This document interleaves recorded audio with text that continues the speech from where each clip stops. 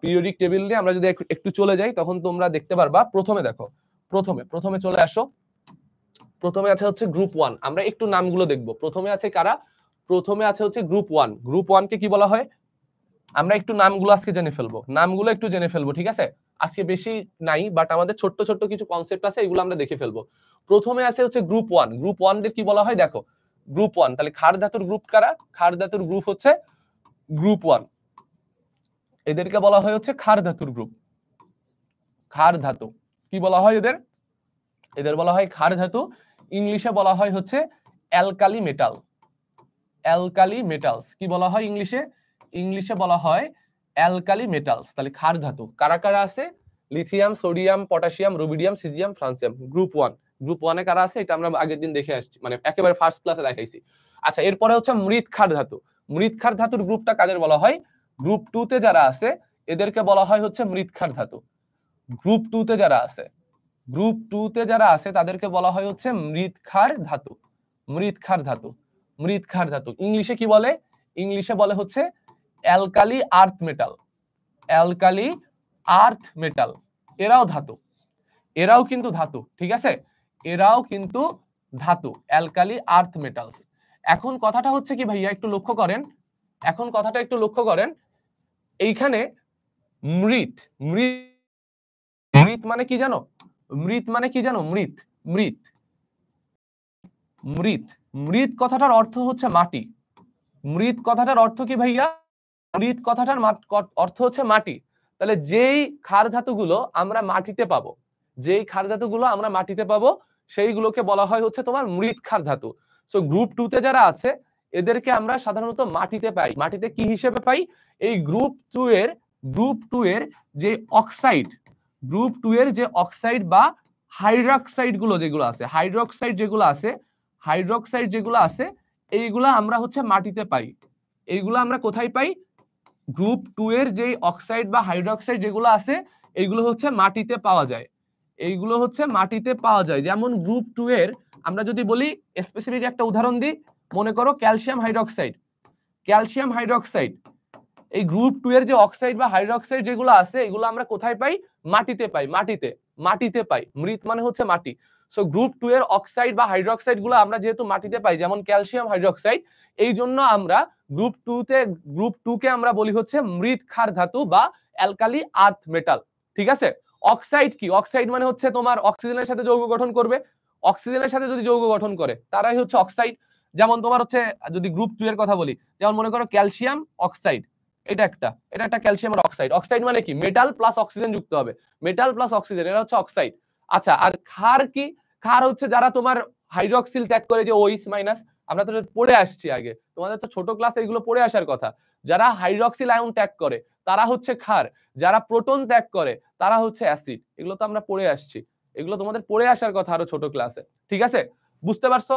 তাহলে তোমাদের কোশ্চেন থাকবে গ্রুপ 2 কে কেন মৃৎ ক্ষার ধাতু বলা হয়, বা ক্যালসিয়ামকে কেন মৃৎ ক্ষার ধাতু বলা হয়, ম্যাগনেসিয়ামকে কেন মৃৎ ক্ষার ধাতু বলা হয়। তখন তোমরা বলবা যে এইগুলার অক্সাইড বা হাইড্রক্সাইড গুলো মাটিতে পাওয়া যায়। অক্সাইড মানে কি? যেমন অক্সাইড মানে অক্সিজেনের সাথে বিক্রিয়া করবে, সোজা হিসাব। অক্সাইড আসতেছে অক্সিজেন থেকে, অক্সাইড মানে অক্সিজেনের সাথে বিক্রিয়া করবে, যেমন ক্যালসিয়াম অক্সাইড। হাইড্রক্সাইড বললে ক্যালসিয়াম হাইড্রক্সাইড, যদি ম্যাগনেসিয়াম বলতো ম্যাগনেসিয়াম অক্সাইড বা ম্যাগনেসিয়াম হাইড্রক্সাইড। এদের অক্সাইড বা হাইড্রক্সাইড যেন যেন তোমাদের মাটিতে পাওয়া যায়, এগুলার হাইড্রক্সাইড বা অক্সাইড মাটিতে পাওয়া যায়, এই জন্য গ্রুপ 2 কে তোমার বলা হয় অ্যালকালি আর্থ মেটাল বা মৃৎ ক্ষার ধাতু। ওকে, ডান। এরপরে চলে যায় মুদ্রা ধাতু। একটু গ্রুপের ক্ষেত্রে চিন্তা করো, পিরিয়ডিক টেবিলটা দেখো, একটু মনোযোগ দাও, একটু মনোযোগ দাও। এইখানে দেখো গ্রুপ 11 যেটা আছে, গ্রুপ 11 যেটা আছে, 11 এই যে প্রথম 3টা মৌল, লক্ষ্য করো, প্রথম 3টা মৌল খুব ইম্পর্টেন্ট। প্রথম 3টা মৌল কপার, সিলভার, সোনা, কপার, সিলভার, গোল্ড বা সোনা, এইগুলা হচ্ছে তোমরা যদি একটু আগের কথা চিন্তা করো, ওই যে রাজা বাদশার আমলের কথা যদি চিন্তা করো, বেশ আগে এই 3টা ধাতু, এই 3টা ধাতু তোমার হচ্ছে মুদ্রা তৈরিতে ব্যবহার করা হইতো। মুদ্রা, তোমরা যারা গোপাল ভাঁড় দেখছো না, কার্টুনে দেখছো না, যে স্বর্ণ মুদ্রা দেওয়া হয় খুশি হইলে, রাজা গোপালকে কি দেয়? স্বর্ণ মুদ্রা দেয় না? স্বর্ণ মুদ্রা দেয়। তারপর হচ্ছে যে তামার কয়েনও পাওয়া যাইতো, তামার ধাতু পাওয়া যাইতো। তারপর হচ্ছে রৌপ্য মুদ্রা, যেন সভাসদরা খুশি হইলে, গোপাল ভাঁড়াই তো যারা দেখছো তারা জানো ভালো, যে তামার মুদ্রা দেয়, বা যখন কৃষ্ণচন্দ্র খুশি হয় গোপালকে, গোপাল তোমার কথায় আমি খুব খুশি হয়েছি, তখন কি দেয়? মোহর দেয়, রৌপ্য মোহর দেয় বা রৌপ্য মুদ্রা দেয় বা স্বর্ণ মুদ্রা দেয়, দেখছো তো? সো এই কপার, তারপর হচ্ছে রূপা বা সিলভার, সোনা বা গোল্ড, এই তিনটা ধাতু হচ্ছে তোমার আগে মুদ্রা তৈরিতে ব্যবহার করা হইতো, মুদ্রা তৈরিতে ব্যবহার করা হইতো। তাই copper silver gold, copper silver gold এদেরকে বলা হয় হচ্ছে মুদ্রা ধাতু। কি বলা হয়? মুদ্রা ধাতু। যদি কোশ্চেন আসে, যদি কোশ্চেন আসে যে নিচের কোনটি মুদ্রা ধাতু, তাহলে এই তিনটার মধ্যে যেটা অপশনে থাকবে ওইটা দাগাবা। এখন দেখো, এখন দেখো এই যে তিনটা যে ধাতু আছে, copper silver gold, copper silver gold, এরা কয় নাম্বার গ্রুপে আছে দেখো তো? কয় নাম্বার গ্রুপে? 11 নাম্বার গ্রুপে। হ্যাঁ আমিও দেখি সামিরা, আমিও গোপাল ভাট দেখি, খাইতে খাইতে রেগুলার দেখি গোপাল ভাট, আমার খুব ফেভারিট। তাহলে গ্রুপ 11, গ্রুপ 11 কি? গ্রুপ 11 হচ্ছে এই কপার সিলভার গোল্ড আছে না, এই রন্টিজিয়াম যেটা আছে এটা কিন্তু তোমার মুদ্রা ধাতু হিসেবে ইউজ হয় না, এটা বাদ। তাহলে কপার সিলভার গোল্ড এরা আছে কিন্তু গ্রুপ 11-তে। এই জন্য মুদ্রা ধাতুর গ্রুপ বলা হয় কোনটা? মুদ্রা ধাতুর গ্রুপ বলা হবে কোনটা? তাহলে বলো তো, মুদ্রা ধাতুর গ্রুপ, মুদ্রা ধাতুর গ্রুপ, মুদ্রা ধাতুর গ্রুপ হচ্ছে গ্রুপ 11। মুদ্রা ধাতুর গ্রুপ হচ্ছে গ্রুপ 11, ক্লিয়ার? মুদ্রা ধাতুর গ্রুপ হচ্ছে গ্রুপ 11 এবং এই তিনটা হচ্ছে যে এখানে যদিও রন্টিজিয়াম দিছে, তো এটা ইউজ করার দরকার নেই, মেইনলি এই তিনটা, মেইনলি এই তিনটা। ওইটা সাধারণত আসে না, সো ওই জন্য আমার মনে রাখার না রাখলেও চলতেছে। মেইনলি হচ্ছে এই যে এই তিনটা হচ্ছে তোমার মুদ্রা ধাতু, ক্লিয়ার? এই তিনটা হচ্ছে মুদ্রা ধাতু, এই তিনটাই বেশি ইউজ করা হয়, এটা খুব বেশি ইউজ হয় না। এই যে রন্টিজিয়াম যেটা আছে এটা খুব বেশি ইউজ হয় না, ইউজ হয় মেইনলি এই তিনটা। সেই তিনটা মনে রাখলেই হবে, লাস্টেরটা মনে না রাখলেও সমস্যা নাই। আচ্ছা এরপরে আছে halogen group, halogen group, halogen. আচ্ছা হ্যালোজেন গ্রুপ কোনটা দেখো, এটা দেখে আসছো যে গ্রুপ 17, গ্রুপ 17 এই যে ফ্লু ক্লু দিয়ে মনে রাখছিলাম যেটা, তাই না? সে গ্রুপ 17 যেটা, গ্রুপ 17 যেটা, এদেরকে বলা হচ্ছে হ্যালোজেন গ্রুপ। কেন হ্যালোজেন বলা হয় জানো? কেন হ্যালোজেন বলা হয়? কারণ হ্যালোজেন, হ্যালোজেন কথার অর্থটা হচ্ছে, হ্যালোজেন কথাটার অর্থ হচ্ছে সামুদ্রিক লবণ উৎপন্নকারী। হ্যালোজেন কথার অর্থ কি? হ্যালোজেন কথার অর্থটা হচ্ছে সামুদ্রিক লবণ উৎপন্নকারী। কি বললাম ভাইয়া? সামুদ্রিক লবণ, সামুদ্রিক লবণ উৎপন্নকারী, সামুদ্রিক লবণ উৎপন্নকারী, ঠিক আছে? সো এই যে এইখানে যারা যেই অধাতুগুলো আছে, ফ্লোরিন, ক্লোরিন, ব্রোমিন, এগুলা প্রত্যেকটাই তোমার হচ্ছে সমুদ্রের যে লবণগুলো আমরা কালেক্ট করি, সমুদ্রের লবণ হিসেবে এরা পাওয়া যায়, লবণ হিসেবে এগুলোকে আমরা পাইতে পারি। যেমন মনে করো সোডিয়াম ক্লোরাইড, ঠিক আছে? সোডিয়াম ক্লোরাইড এই প্রত্যেকটা একটু লবণ না? সো এই টাইপের যে লবণগুলো আছে, সামুদ্রিক লবণ উৎপাদনকারী যারা, যেসব যৌগ বা যেসব মৌল সামুদ্রিক লবণ তৈরি করে বা সামুদ্রিক লবণ উৎপন্ন করে, তাদেরকে বলা হয় হচ্ছে হ্যালোজেন।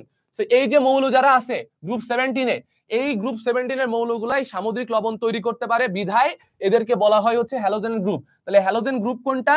হ্যালোজেনের গ্রুপ কোনটা হবে? Group 17, group 17, clear? হ্যালোজেনের গ্রুপে যে একটা উদাহরণ দিয়ে দিচ্ছি, যেমন সোডিয়াম ক্লোরাইড, এরকম প্রত্যেকে ধাতুর সাথে বিক্রিয়া করে যে লবণ তৈরি করে, ধাতুর সাথে বিক্রিয়া করে যে লবণগুলা তৈরি করে, যেমন magnesium chloride, sodium chloride, potassium chloride, এই যে লবণগুলা তৈরি করে, লবণ হচ্ছে সমুদ্রে পাওয়া যায়। সো কারা বিক্রিয়া করতেছে? ধাতুগুলো কাদের সাথে বিক্রিয়া করতেছে? এই হ্যালোজেন 17-এর সাথে। অধাতুর তো আরো গ্রুপ ছিল, গ্রুপ 16-ও তো অধাতুর গ্রুপ। তো গ্রুপ 16-এ যারা আছে, এই বেটা HCl না, HCl কি লবণ? HCl কি লবণ? HCl তো হচ্ছে অ্যাসিড। তাহলে গ্রুপ 16-এও তো অধাতু আছে, বাট গ্রুপ 16-এর সাথে যদি কোনো ধাতু বিক্রিয়া করে, 16-এর সাথে যদি ধাতু বিক্রিয়া করে, ওই ধাতু, ওই লবণগুলা বা ওই যৌগগুলা কিন্তু তোমার সমুদ্রের লবণ না, সামুদ্রিক লবণ না ওইগুলা, ঠিক আছে? ওই আবার সবগুলোকে আমরা লবণও বলতে পারি না। তো মেইনলি গ্রুপ 17-এর সাথে ধাতুগুলা বিক্রিয়া করে লবণ তৈরি করে, আর এই লবণগুলা হচ্ছে সমুদ্রে পাওয়া যায়।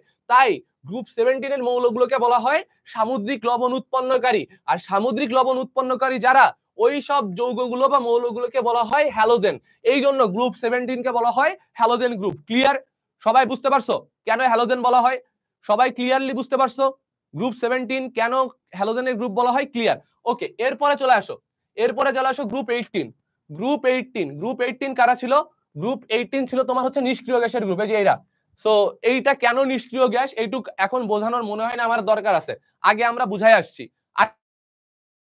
বলো এখন কি বোঝানোর দরকার আছে গ্রুপ 18 কেন নিষ্ক্রিয় গ্যাসের গ্রুপ? বলার দরকার আছে? বলতে হবে, বুঝাইতে হবে? একটু বলো তো, বুঝাইতে হবে, বুঝাইতে হবে। ইনার গ্যাস না Tuhin, inert gas, inert gas, INERT, inert, inert gas Tuhin, ঠিক আছে? গুড, তুমি যে টার্মগুলা মনে রাখছো এই জন্যই তোকে অনেক থ্যাঙ্কস, গুড তুহিন। তাহলে এটা কেন নিষ্ক্রিয় গ্যাস, এতটুকু আমার এখন আর বলা থাকবে না, আমরা আগের ক্লাসগুলোতে দেখে আসছি। তাহলে নিষ্ক্রিয় গ্যাসের গ্রুপ কোনটা? নিষ্ক্রিয় গ্যাসের গ্রুপ হচ্ছে গ্রুপ 18। ওকে, ডান। আচ্ছা, এরপরে আরো দুইটা গ্রুপ আছে, এই দুইটা গ্রুপ আমাদের একটু জানা লাগবে। সেটা হচ্ছে গ্রুপ 16 আর গ্রুপ 15। গ্রুপ 16 আর গ্রুপ 15। তো প্রথমে গ্রুপ 15টা দেখো। গ্রুপ 15, গ্রুপ 15 এ যারা আছে, গ্রুপ 15 এ কারা আছে একটু দেখো তো। গ্রুপ 15 এ কারা আছে একটু লক্ষ্য করো। গ্রুপ 15 এ আছে নাইট্রোজেন, ফসফরাস, তোমার আর্সেনিক, অ্যান্টিমনি, বিসমাথ, এরা আছে। এখন এখন এই যে গ্রুপ 15 এ যে মৌলগুলো আছে না, এই 15 এর মৌলগুলা আমরা যদি সরাসরি শ্বাস নিই, এইগুলো আমাদের হচ্ছে শ্বাস নিতে বাধা তৈরি করে, শ্বাস নিতে কি করে, বাধা দেয়। গ্রুপ 15 এর মৌলগুলো আমাদের শ্বাস নিতে বাধা দেয়, বাধা দেয়। বুঝতে পারছো? শ্বাস নিতে বাধা দেয় অর্থাৎ আমাদের শ্বাস রোধ করে ফেলে, শ্বাস রোধ করে ফেলে। তো যেসব মৌল আমাদের শ্বাস রোধ করে, যেসব মৌল আমাদের শ্বাস রোধ করে, ওই মৌলগুলোকে কি বলা হয় জানো? ওই মৌলগুলোকে কি বলা হয়? ওই মৌলগুলোকে বলা হয় হচ্ছে নিকটোজেন। ওই মৌলগুলোকে কি বলে? ওই মৌলগুলোকে বলা হয় হচ্ছে নিকটোজেন। নিকটোজেন, নিকটোজেন, নিকটোজেন। নিকটো কথাটার অর্থ হচ্ছে শ্বাসরোধকারী। নিকটো কথাটার অর্থ হচ্ছে শ্বাসরোধকারী। তাহলে তোমাকে যদি বলা হয় নিকটোজেনের গ্রুপ কোনটা, নিকটোজেনের গ্রুপ কোনটা? গ্রুপ 15। গ্রুপ 15। এখন বলো, এখন একটা কথা বলো, যে মনে করো তোমার বাবা, তোমার পরিবারের সর্বজ্যেষ্ঠ মানে সব থেকে বড় ফ্যামিলি মেম্বারদের মধ্যে একজন, সব থেকে বয়স্ক ফ্যামিলি মেম্বার হচ্ছে তোমার বাবা, তোমার বাবা। তাহলে তার অগ্রাধিকার তোমাদের পরিবারে কি সব থেকে বেশি? সব থেকে বেশি। তাহলে তোমার পরিবারের যদি নামকরণ করতে হয়, তোমার পরিবারের যদি নামকরণ করতে হয়, তাহলে কি করবে? তোমার বাবার নামে নামকরণ করবে না? তোমার বাবার নামেই তো নামকরণ করবে। বলবে এই অমুকের ছেলে আসছে, ওর একটু খাইতে দে, বসতে দে, এই অমুকের মেয়ে আসছে, মা তুমি এইখানে যাও, এটাই তো বলবে। কারণ তোমার বাবা তোমার পরিবারের সব থেকে বয়স্ক মানুষ বা সব থেকে মানে একজন সিনিয়র পার্সন যদি আমরা বলি। তাহলে গ্রুপ 15 এর সব থেকে বয়স্ক মানুষকে, বয়স্ক মানুষ মানে সব থেকে আগে কে থাকে? সব থেকে আগে কে থাকে বলতো? গ্রুপ 15 এর সবার আগে কাকে বসানো হয়েছে? গ্রুপ 15 এর সবার আগে কাকে বসানো হয়েছে? নাইট্রোজেন। Good, nitrogen. তাই গ্রুপ 15 কে আরেকটা নামে ডাকা হয়, আরেকটা নামে ডাকা হয় নাইট্রোজেন ফ্যামিলি।